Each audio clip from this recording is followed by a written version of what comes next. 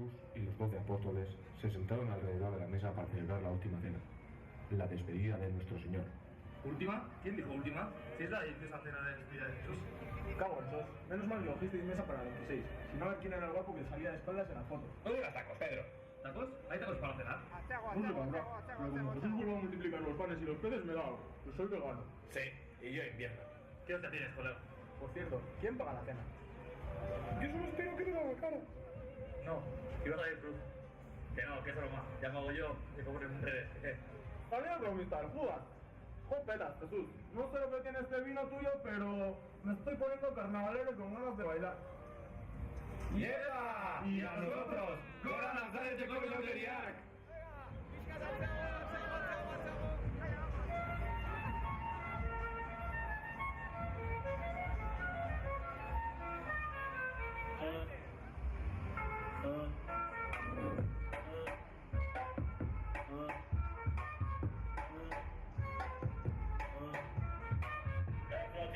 Que mexe com a mente, quem tá presente, as novinhas ali, fica loucona e se joga pra gente.